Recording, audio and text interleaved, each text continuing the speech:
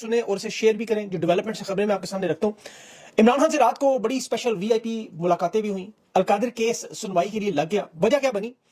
और पाकिस्तानी कंपनी के खिलाफ अमेरिका में जो नया बिल, हाई लेवल का बिल, और इसमें इमरान खान के खानदान की शमूलियत भी हो सकती है, बुशा बीबी की खानदान की भी। और डीजीएसपीआर की कॉन्फ्रेंस के बाद डॉक्टर माहिर बलोच ने जवाब भी दिया है। पीपल्स पार्टी में शदीद तोड़ फोड़ शुरू होने वाले, आने वाले दिनों में एक बड़ा सरप्राइज सियासी सतह पर नजर आएगा। अगर इसमें बात कवर ना हुई तो अगले वीलॉग में इसकी तफसील बताऊंगा। इलेक्शन कमीशन की वारदात भी है इंट्रा पार्टी पे, और नानी 420 का गुंडा राज पंजाबी फिल्मों की शौकीन, ये जरूर मैंने इस पे बात करनी है, मलका बरतानिया वाला कानून। लेकिन आखिर में आजाद कश्मीर में, सिंध में खान की रिहाई के लिए मार्च अभी भी जारी है। पेशावर में भी आज से एहतजाज है। और 25 मई आपको पता है बड़ा शर्मनाक दिन जब पाकिस्तानियों पर जुल्म सितम के पहाड़ गिराए गए। और कुछ इंटरनेशनल खबरें भी बड़ी अहम है, जिसमें भारत के बांग्लादेश से इतराजात हैं। रूसी आपको पता है नकलो हरकत है, और यमन से इसराइल पर बैलिस्टिक मिसाइल हमला है। लेकिन ये भी शायद अगले वीलॉग में चली जाए, क्योंकि खान के साथ जो अहम मुलाकात जिसकी खबरें चल रही हैं, वो तफसील आपको बतानी है कि वो मुलाकातें क्यों हो रही हैं। और ये 190 मिलियन पाउंड केस जिसे लटकाने की पूरी कोशिश की गई, उसमें बुशा बीबी की कानूनी एतबार से जमानत मुकम्मल है। ये जो मर्जी कर ले, केस कानूनी एतबार से रोक नहीं सकते। जिस दिन लगना है इंशाल्लाह उसी दिन उड़ जाना है। एस्टैब्लिशमेंट जो मर्जी कर ले। फिलहाल ये 9 मई कबूल करवाने की पूरी कोशिश कर रहे हैं कि जिसमें जो जलाओ घिराओ कोर कमांडर हाउस का मामला नहीं था, ये आर्मी चीफ के बगावत के हवाले से केस बनाना चाहते हैं। और माजी में आपको पता है 12 लेवल के लोग बयान भी दे चुके हैं। ऑफ द रिकॉर्ड बातें भी हैं बहुत सी कि हमने सिर्फ बगावत के तौर पर इस्तेमाल करना है। लेकिन ये जानते नहीं है कि 25 मई को जो कर चुके हैं डॉक्टर यास्मीन राशिद के साथ, पाकिस्तान की आवाम के साथ, ये 9 मई से पहले हो चुके, जो शहादतें हो चुकी हैं। ये लॉन्ग मार्च आपको याद होगा, इमरान खान पे जो कातलाना हमला हुए, तो इसलिए बगावत का केस ये नहीं बन सकता, क्योंकि खान सीसीटीवी फुटेज इसीलिए मांगता है। और ये भी नहीं पता केस ये खान को इसीलिए समझाने की कोशिश करते हैं, आप नजरिए से हटके माफी मांग के इस केस को तस्लीम करें, सारे मामला हम हल कर देते हैं। ये मुज़ाकरात का मैं निचोड़ आपको बता रहा हूं कि हम आपको 2-3 सालों की जो मामूली सजाएं, जिस तरह पहले बाकी लोगों की आपकी सजा मुकम्मल हो जाएगी, आप बाहर आ जाएं सजा याफ्ता। खान कहते हैं नहीं, अदालतों से केस हल जाएंगे, उधर ही जाएंगे, माफी सवाल ही नहीं पैदा होता। ये जो रात को मुलाकात है, इसी तनाज़ुर में इमरान खान को कायल करने की कोशिश कर रहे हैं और बार बार कर रहे हैं, लेकिन ये इंशाल्लाह होना नामुमकिन है। अब इन कोशिशों के जवाब में इंटरनेशनल सतह पे इनके खिलाफ भी कोशिशें हो रही। शहबाज गिल की जो ट्वीट आई, बहुत अहम ट्वीट, पाक पैक और जुल्फी बुखारी के हवाले से, जो इंसानी हकूक कमीशन कांग्रेस ट्रांसनेशनल रिप्रेशन, ये बहुत बड़ी समात है। इसकी मैं तफसील मैंने मालूमात इकट्ठी की है मुख्तलिफ जराए से। और उसमें अमेरिकी कांग्रेस का, ये दोनों जमातों का बाई पार्टीजन जिसे कहा जाता है, एक बड़ा बावकार और पावरफुल इदारा इंसानी हकूक का कमीशन, ये समात भी गैर मामूली समात है। आम हालात में इस तरह नहीं होता। जब बैनुल-अक़वामी जबर, ट्रांसनेशनल डिप्रेशन में जो जुल्म सितम आपको पता है, हुकूमतें, एजेंसियां, अपनी सरहदों से बाहर रहने वाले नाकदीन या मुखालिफिन जो ओवरसीज पाकिस्तानी इस वक्त बन चुके हैं इनके, और ये कार्रवाई कोई मामूली कार्रवाई नहीं है, ये बैनुल-अक़वामी और सियासी सतह पर सबसे बड़ी हायर लेवल की कार्रवाई है। इसमें तमाम मुतासरीन से, गवाहान से रिकॉर्ड शुदा बयान जो मेरी मालूमात के मुताबिक आज मुकम्मल हो चुके हैं। अब कमीशन बनाकर इन बयान के सबूतों का जायजा लिया जाएगा, और ये बड़े मजबूत शवाहिद हैं। कमीशन की जो सिफारिशात है वो अमरीकी हुकूमत को और इंटरनेशनल सतह पर, जिसके बाद वो वीजा की पाबंदियां, मुलजमान की जायदादें ज़ब्त, मुंजमिन होना, सफर की पाबंदी, और ये सफर सिर्फ अमेरिका का नहीं पूरे यूरोप का भी होगा, क्योंकि अमेरिका की ताकत हर जगह। और ये कानूनी कार्रवाई, इसमें सबसे अहम मामला जो क्लास एक्शन केस, मुतासरीन मिलकर अमरीकी अदालत में पिटीशन डालेंगे कि देखिए जी हमारे अली खाना के साथ क्या हो रहा है, तो अमरीकी हुकूमत इस पर एक्शन लेने पर मजबूर होगी, क्योंकि इनके अपने 2 कानून ऐसे हैं, टॉर्चर विक्टिम प्रोटेक्शन एक्ट है और एलियन टॉर्ट स्टैट्यूट। ये 2 कानून इनके ऐसे हैं कि गैर मुल्की जो मुतासिरीन है वो भी इंसानी हकूक की संगीन खिलाफ वर्जियों पर मुकदमा दर्ज करवाते हैं। जमाल खशोगी की कत्ल, उसकी मंगेतर खदीजा चंगेजी का केस, उसमें जो मोहम्मद बिन सलमान के खिलाफ था, अमरीकी अदालत में लगा। जरा ज़हन में रखें बात। तो अब जो शख्सियात समझती है कानूनी तहफ़्फ़ुज़ है, वो बैनुल-अक़वामी अदालतों में जंगी जराइम और इंसानियत के खिलाफ, नस्ल कुशी, जहरियत जैसे मामलों पर, चाहे जिस मर्जी टाइटल पर हो, मजलूम मुल्क अगर लोग उस मुल्क से निकल आए तो फिर वो आईसीसी के रुकन ना भी हों, ये मामला फिर सलामती कौंसिल में भी रेफर हो सकता है। ये मैं आपको बड़े बारसूख जराए से और मुकम्मल मालूमात के बाद बता रहा हूं। इसकी इंप्लीमेंटेशन करवाने के लिए शवाहिद बहुत मजबूत है। ये जो टॉम लेंटोस कमीशन की समात है, इस पे अक़वाम मुत्तहिदा की रिपोर्ट पहले ही इमरान खान के बारे में मौजूद है, यानी इंटरनेशनल उसकी वैलिडिटी है। अब खान के बेटों की तरफ से या बुशा बीबी की बहन की तरफ से, उनके खानदान की तरफ से वो एक दफा पार्टी बन गई, जो वो तैयार है, ये याद रखिए, बहुत बड़ी ताकत इस मामले में शामिल हो जाएगी। खान के बेटों ने तो इंटरव्यू में बाकायदा तौर पर कहा है। और फिर वो देखा जाए तो ट्रांसनेशनल रिप्रेशन के सबसे बड़े शिकार वो हैं, क्योंकि इनका बाप है, बुशा बीबी की बहन है। तो शाह महमूद कुरैशी के खानदान के या इवन हसन न्याजी के हवाले से भी, कजन के तौर पर भी वो इस केस को चला सकते हैं। मिलिट्री कोर्ट में सजा मिली हुई है। तो ये मामला बहुत खतरनाक मामला है। इसमें आप जावेद हाशमी का बयान देखेंगे, खान को जिस हालात में रखा गया वो उन जैसा बंदा भी बर्दाश्त नहीं कर सका। हालांकि जावेद हाशमी को बर्फ की सिल पर रखा जाता था, वो कह रहे मेरे से सख्त कैद है खान की। बुशा बीबी वहां गर्मी की शिद्दत से बेहोश हो रही, इसलिए मामला अहम हो चुका है, बड़ा खतरनाक मामला, तशद्दुद का मामला है। जो विल्सन का बिल भी अपनी जगह मौजूद है। ये जो खान से मुलाकात करवाई जा रही है उसी का तसलसल है कि इन तमाम कोशिशों को काउंटर किया जाए, रोका जाए। आपने हमेशा देखा कि जब भी ऐसी कोशिश शुरू हो फिर मुज़ाकरात की बत्ती के पीछे लगाया जाता है, मंजन दिया जाता है और कुछ रिलीफ भी दिया जाता है। वो मैं रिलीफ आपको चल के आगे बताता हूँ। अब ये देखें कि डॉक्टर यास्मीन राशिद की रिहाई की जिसमें बात की गई, शाह महमूद कुरैशी की भी रिहाई की बात की गई, बुशा बीबी की रिहाई का कहा गया, ऑफर की गई कि तहरीक इंसाफ को स्पेस भी देंगे। अब इमरान खान इन स्पेसेस पर, इन रिहाई पर कोई बातचीत नहीं करते। वो ये बात जानते हैं कि इन तमाम सियासी रहनुमाओं की रिहाई इनका हक है, ये बेगुनाह जेलों में। इमरान खान अपने मुकदमा अदालतों में लेके जाना चाहते हैं कि आप मेरा मुकदमा लगाए, अदालत से मैं फैसला, उसके बाद फुल स्टॉप, आगे कोई बातचीत नहीं। इमरान खान 26 नवंबर की जुडिशियल इंक्वायरी करवाना चाहते हैं, 9 मई की जुडिशियल इंक्वायरी करवाना चाहते हैं। जिस तरह पहलगाम वाकये पर पाकिस्तानी हुकूमत हिंदुस्तान से मुतालबा करती है, इमरान खान भी कहते हैं लाओ सीसीटीवी फुटेज अदालतों में रखें।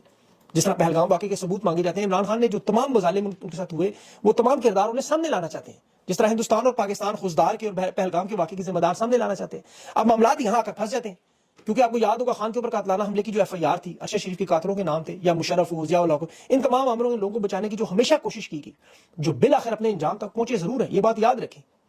ये बात इन्हें समझ नहीं आ रही और हर ताकतवर शख्स को समझ नहीं आती कि वो बच नहीं सकता, वो जो मर्जी कर ले, वो जिस मर्जी ओहदे पे चले जाए, वो जुल्म की जो हद क्रॉस कर ले। सिंध में, मोरों में देखें मुजाहिरीन ने एहतजाज किया, यजीदियत का लेवल चेक करें कि लोगों को शहीद किया गया। 3 दिन सरकारी तहवील में वर्षा को उनकी मैतें नहीं दी गई। सिविल अस्पताल हैदराबाद में पोस्टमार्टम के दौरान पुलिस वाले वो लाशें गिरफ्तार वारसीन से छीन कर बगैर आखिरी दीदार करने खुफिया तौर पर दफना रहे हैं। वो वीडियोस देखें आप, जनाजे कर दी उन्होंने सरकारी तहवील में। अभी महरंग बलोच को दहशतगर्दों के साथी करार देने की पूरी प्रेस कॉन्फ्रेंस हुई। आज महरंग बलोच ने अपनी बहन के जरिए वो पैगाम का जवाब दिया कि जो 12 लोग जाफर एक्सप्रेस के वाकये में दहशतगर्द हैं, उनकी तो हम मजम्मत करते हैं, हम तो हर किस्म की तशद्दुद की मजम्मत करते हैं और करने को तैयार है, करते रहेंगे, क्योंकि हम पुरअमन लोग हैं। लेकिन ये 24 लोगों की आप लाशें बात करते हैं, उनके वारसीन पूछते हैं, उनकी निशानदेही तो करें, वो कौन लोग थे, वो लाशें तो वापस करें। उसके बाद पता चले कि एक ट्रांसपेरेंट इंक्वायरी करवाएं कि ये कौन थे, कहां से उठा के लाए, कहां से मारा गया, क्या हुआ, जुडिशियल इंक्वायरी करवाएं। अभी क्योंकि डीजी एसपीआर साहब ने कहा ना कि ये लाशें लेने डॉक्टर महरंग बलोच सामने आई, तो इसलिए वो दहशतगर्दों के साथी हैं। वो कहती है हमें तो 12 दहशतगर्दों से कोई सरोकार नहीं है, हम तो इन 24 लोगों को पूछ रहे हैं, 2 दर्जन लोगों का, इनकी आप इंक्वायरी करवाएं, इनके नाम सामने लाएं, सबूत सामने लाएं। जिस तरह आप पहलगाम के वाकये पर भारत से मांगते हैं, वो सबूत डॉक्टर महरंग बलोच इनसे मांगती हैं। अब डॉक्टर महरंग बलोच का देखें नाम नोबेल प्राइज के लिए भी, अमन के लिए नामजद हुआ। वो तशद्दुद की मुखालफत कर रही है, इंटरनेशनल कम्युनिटी से दरख्वास्त कर रही है कि हमें जहां धमकियां नहीं चाहिए, जवाब चाहिए, इन्वेस्टिगेशन चाहिए। इंसाफ के तकाज़ों में देखें, इंसाफ तो यही है ना। अब लेकिन ताकत के नशे में आप याद रखें, वही होता है जो हर दौर का आमिर और डिक्टेटर करता है, क्योंकि उन्हें यह लगता है कि हमने चूंकि ताकत के हर मरकज पर काबू पा लिया, इक़्तिदार पर काबू पा लिया है। लेकिन होता क्या है, मॉडर्न हिस्ट्री के 2 लोगों का होता था, सिर्फ 2 लोगों का। ये नाखुदा बन चुके थे। रोमानिया में निकोलाई शेचेस्को, आप 1989 में रोमानिया का डिक्टेटर, आप यूट्यूब पर जाएं, इसकी जरा माने उसकी रिसर्च रोमानिया की आ जाएगी, इसकी लाइव तकरीर वो दारुल हुकूमत में इसने की थी, और वहां कैसे लोग बिफरे थे वो यूट्यूब पे पड़ी हुई, आप उसे जरूर चेक करें कि अवामी रद्द-ए-अमल से फिर क्या होता है जब आप ताकत के सारे हर तरफ समझे कि मैंने कब्जा कर लिया। निकोलाई शेचेस्को जो था, ये 24 साल रोमानिया का बड़ा मशहूर कम्युनिस्ट आमिर था।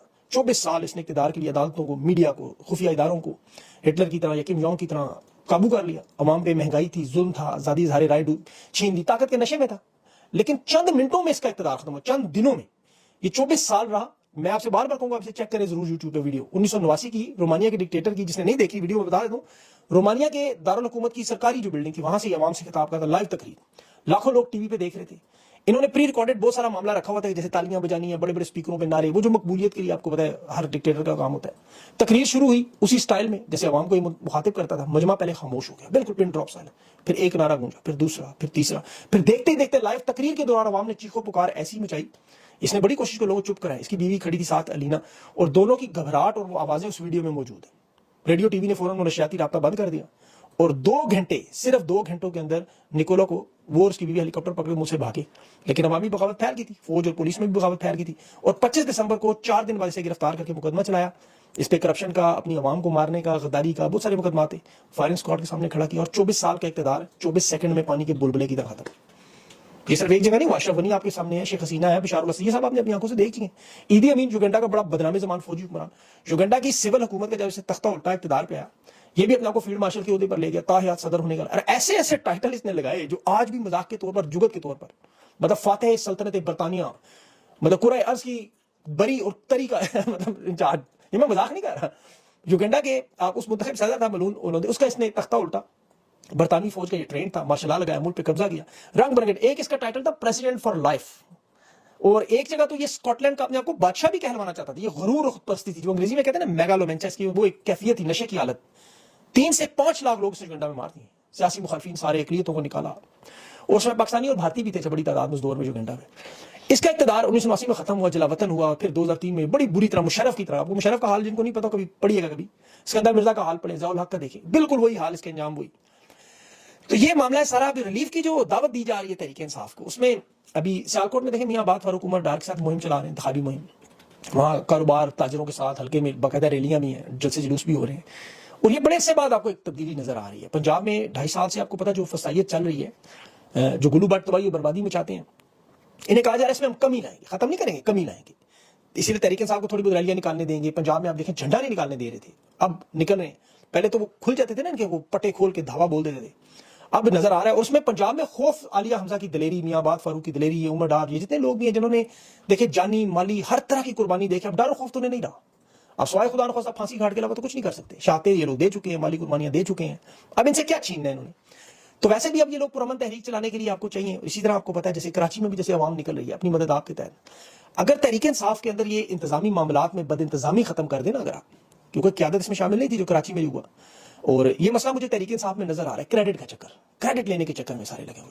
मैं आपको छोटी सी मिसाल जल्दी से दूं, मैंने वो अभी सालार का इंटरव्यू दिया, उस पर एडिटर ने गलती से सदर बलोचिस्तान लिख दिया। उनके लोग बार बार मैसेजेस कर रहे थे मेरी टीम को कि जी ये नाम बदलें, वो सदर नहीं है, सदर नहीं है।